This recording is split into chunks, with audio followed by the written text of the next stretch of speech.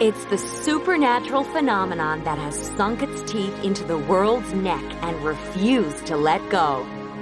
Chronicling the adventures of Bella Swan, an introspective teen who falls for smoldering vampire Edward Cullen, Twilight and its follow-up New Moon unleashed the fanged romance of Robert Pattinson and Kristen Stewart onto the unsuspecting public and left a collective love bite the world over.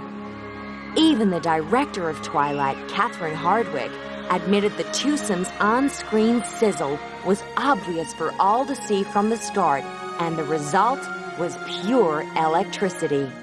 You could just feel the chemistry, and you felt the electricity, and, you know, all of us were like, whoa, this could be cool. Summit Entertainment, the creators behind the films, had good reason to believe Twilight would have more box office bite than your typical teen soap about an awkward high school babe and her cool new mystery beau. But what also set this set of vampire books and adapted films apart from the rest was a massive female audience with a huge appetite for fanged fellas. So it was no surprise to learn that behind the bloody smiles lay a team of talented women hell-bent on telling the tale of Twilight. Stephanie wrote this book, and so it does come from this female perspective. And, you know, Bella's the main character, so it was really kind of cool that I got to direct the first one, and Melissa Rosenberg wrote it, and so we had that, and Nancy Richardson's the editor, so we had this kind of like chick power, you know, and I think it's been fun, you know, because everywhere we go, all around the world with this project, I see a lot of cool girls come up to me and say, hey, I want to be a director. Now I believe that it could happen. And by casting some of the hottest, yet relatively unknown cast in Twilight, the scene was set for the Los Angeles premiere of one of the most anticipated cinematic events of the decade. Hundreds of shrieking fans, mostly teenage girls, lined the streets, desperate for a glimpse of glamour Brit Robert Pattinson, who plays sexy vamp Edward Cullen. The self-proclaimed vampires gawked, squealed, and begged for autographs and photos with the stars, whilst others spilled out behind the barricades and across the street from the premiere, hungry for some face time with Pattinson and actor Kristen Stewart, who plays human teenager Bella.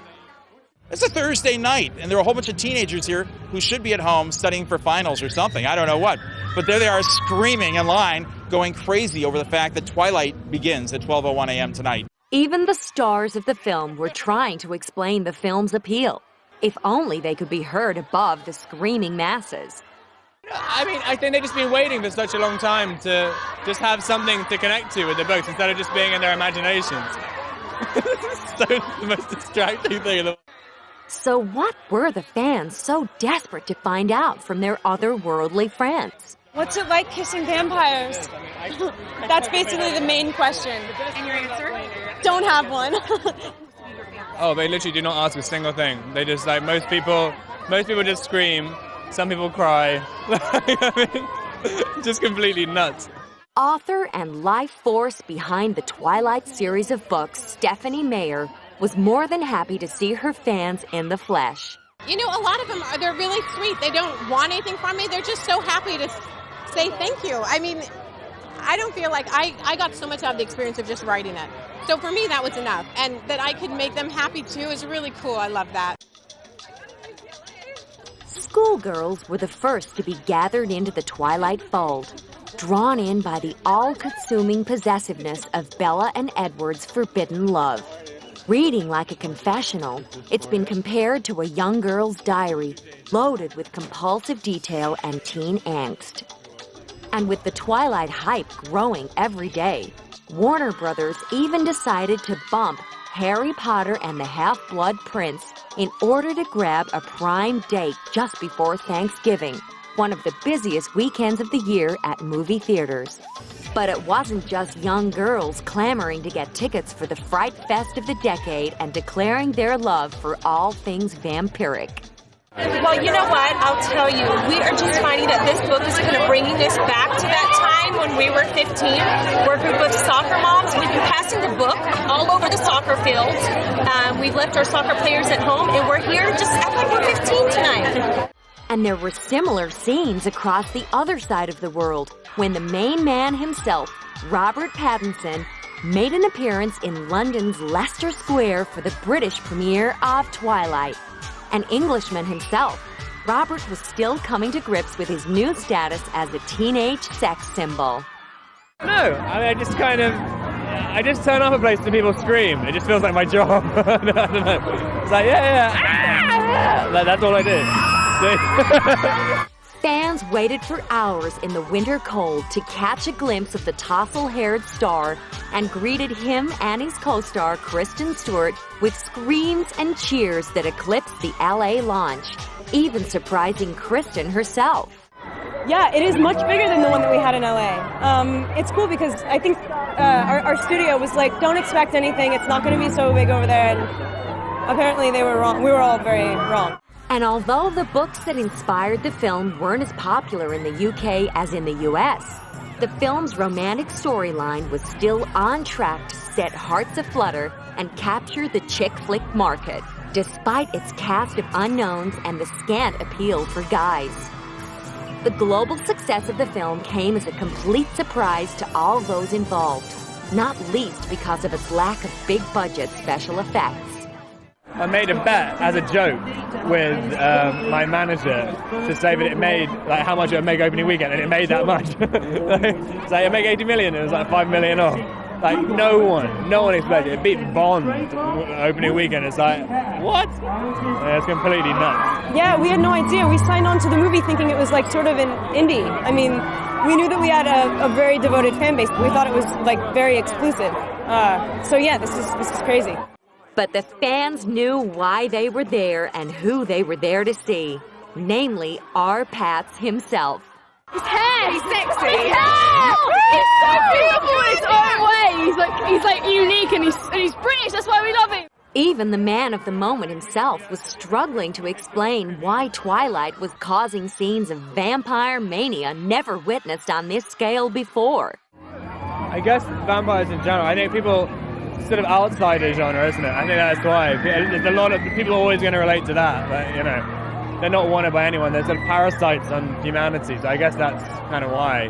But Twilight, I just think it's just a very unique story. I think it's very personal. I've gone deaf. Yeah, I think it's just very personal. People really believe in the characters, and that's why. Of course, there was a time when none of us had ever even heard of Robert Pattinson. As far-fetched as that may now sound, the man with the blue eyes, coiffed hair, and big eyebrows got his biggest break when he appeared as Cedric Diggory in Harry Potter and the Goblet of Fire after struggling to get noticed in smaller roles. It's huge, the whole project, so that's kind of intimidating, but you get used to being... and also, it's a kind of it's a machine. It's like an oiled machine before, because they've done so many already. So you kind of just have to fit in, basically. Getting a taste of what it was like to be part of a blockbuster film franchise with fans around the globe no doubt prepared Robert for what was to come in his very near future. When 500 million people or whatever bought the book, and someone's trying to make a film of it, like, it's going to be, like, there's a lot of people putting a lot of thought into it and stuff. So I think a lot of people are attracted just to the spectacle of making it. It's a huge budget, big action movie, which just has kids as the lead parts, and so and it's a 7-part series, which has never been done before.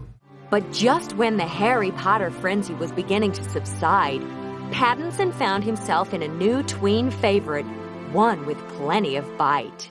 It's really strange because there was a period where it just all died out, and then there was a period where, like, I felt the change, and it's like, you're that guy from Twilight, where it used to be you're the guy from Harry Potter, which is just a really strange experience. But now, like, I mean, so much more recognition and stuff in the street from Twilight. I mean, and it hasn't even come out yet, which is just the most bizarre thing. 6 months away. But no one could have predicted the extraordinary Pattinson effect. And when you have your own kisses being auctioned off for charity, you know you've arrived big time. I think there's no dad in the world who wouldn't mind Robert Pattinson meeting his daughter, taking a picture with his daughter and just giving her a gentle kiss on the cheek. Somebody in London, New York, or Los Angeles, there's got to be a dad good enough to bid on that. So I'm going to let Sharon start, and somebody's got to bid on that. And if somebody wants to top us who's over 21 years old, then forget the teenager shit. They'll come over and kiss you right now. Started at $5. It's $10,000. Who wins $10,000? I got 15 who go for 20. I got 15 bid to turn your back on me. And if it goes well, maybe you'll go to something more. 20. Thank you. We back to 25. 25. Thank you. 25. Or 25. Or should we do two each for 20? Or two for $20,000. And I'd like to say, I'd like to give you a kiss for being so gracious and generous and such a good sport. Thank you so much. The Pattinson Express train was taking no passengers with his hot-blooded alter ego now lodged firmly in every young female's consciousness. It was only a matter of time before the focus shifted to Robert's private life. Yeah, well, you know, Robert Pattinson is certainly someone who everyone wants to talk about, but he's very, very private, so there's a bit of mystery about who he's dating. There's lots of speculation as to whether or not it's one of his co-stars, but because we don't really know what he's doing, it sort of, in some respects, fuels the fire. In other respects, we just don't know. But he talked about when he goes out, there's all these women around him, and they're really just almost like rabid, but he appreciates the energy. He says it's very inspiring, and there's a lot of energy he gets from that. And when it came to talk of Robert's connections with his co-stars, the world's press trained their lenses on the buzz surrounding one co-star in particular, namely Kristen Stewart, who had already built up an impressive acting CV. Since starring as a child in films like The Panic Room and Cold Creek Manor, she'd also put in a cameo appearance in Jumper, before signing up for a comedic role in the film Adventureland. Yeah, we did this before I even knew about Twilight. I don't know, I can only do a movie that, unless I can really lose myself, I just think that I'm ridiculous. Nobody wants to see Kristen in a movie. It's sort of, and all of the comedy in this is so rooted in its characters and in like the reality of the story. I never felt like I was telling a joke. I would be beat red and like, you know, it wouldn't be funny. And, So I'm not going the comedic route now. I'm sort of the straight man in this movie anyway. I don't take the credit for any of the funny. But many of Kristen's co-stars disagreed. That's not true. That's very not true. Look at her. She's gorgeous. I can't stop staring at her. She's amazing. She's so funny in this movie. She's great, and I disagree with her on that. I beg to differ. You know, I think oftentimes the funniest thing or the funniest emotion you can play is the reality of the situation. So, you know, I think, and that being said, everyone has comedic chops to some degree. In fact, it was while filming Adventureland, Kristen got the call that would change her life forever.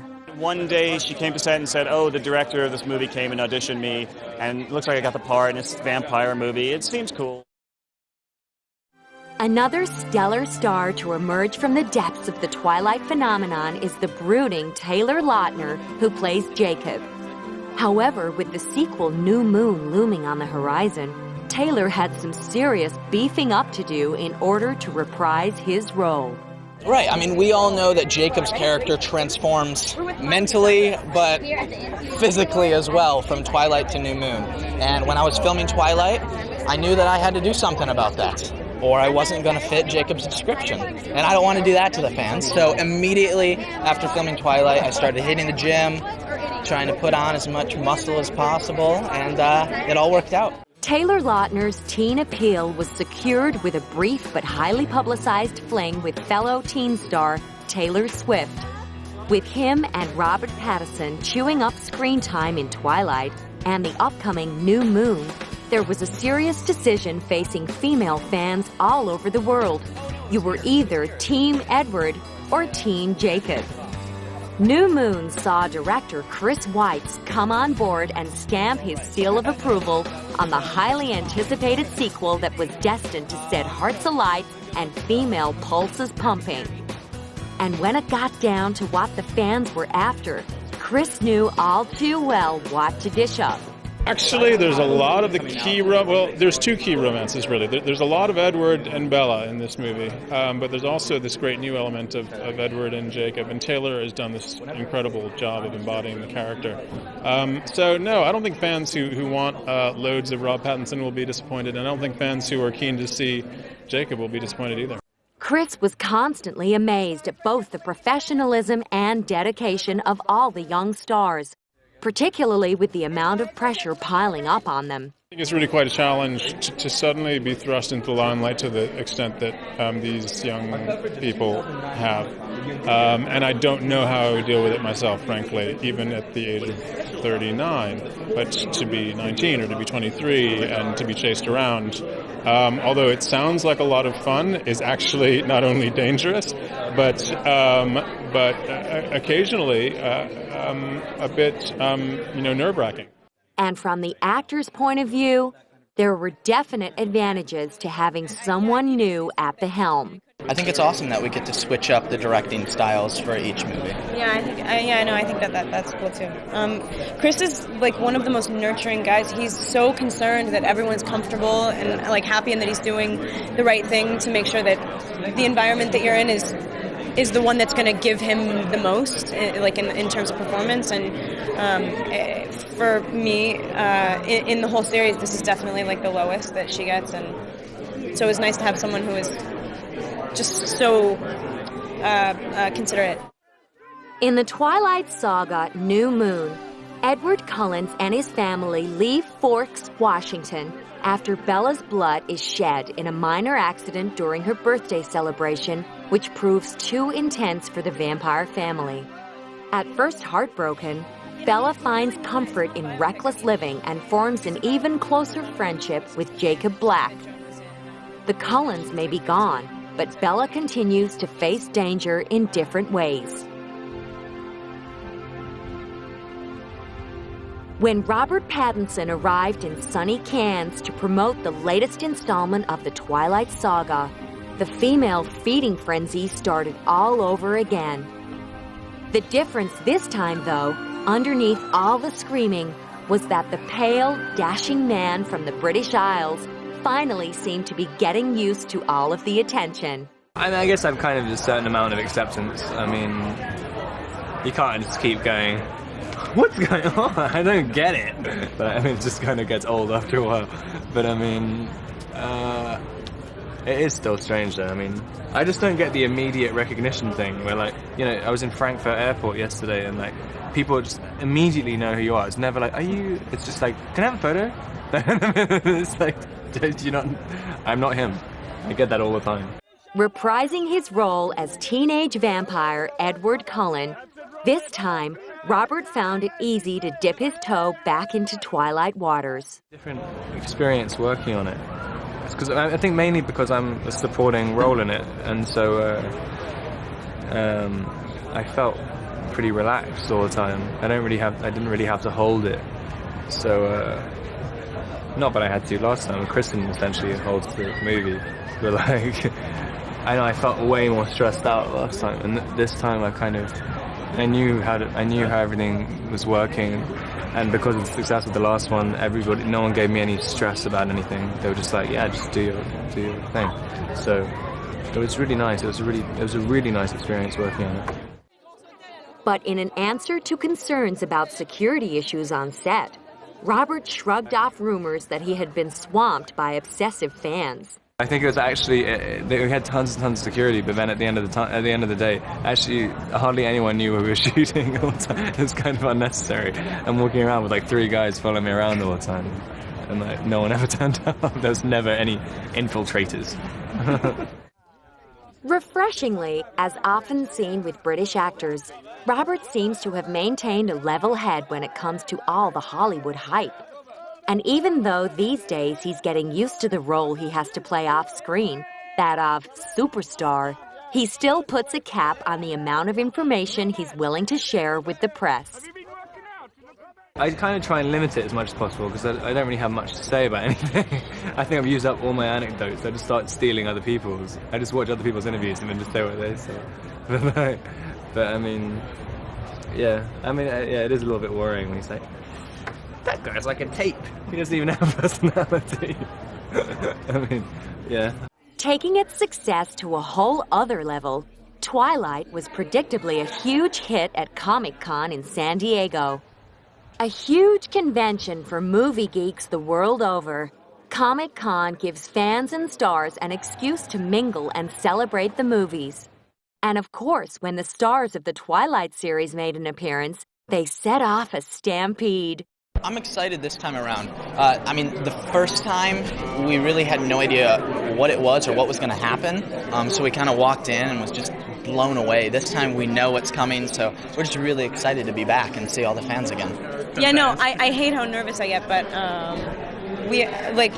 we're showing part of the movie, which makes me more nervous, but at the same time, like, a reason to be here, so we're, like, pretty excited. Yeah, we get nervous because we want to, please the fans, don't want to disappoint them, so it gets a little nerve-wracking at points, but for the most part, it's good.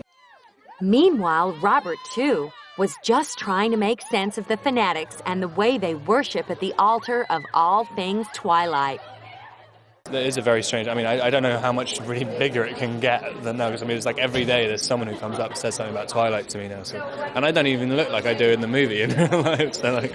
And inevitably, what's a teen vampire phenomenon without the follow-up cash cow called merchandising? The first cab off the Twilight rank was Mattel, ready to take a bite out of the series with the release of Edward Cullen and Bella Swan Barbie dolls.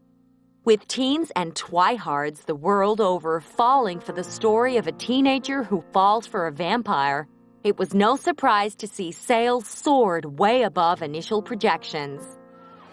Twilight and New Moon have stirred up such an appetite for star-crossed romances and action-packed finales that the melodramatic scene is set for the next book in the series Breaking Dawn to be split and shot across 2 massive movies, treating the movie world's most passionate fan base to even more rib-breaking, stud-strutting, vampire-loving goodness.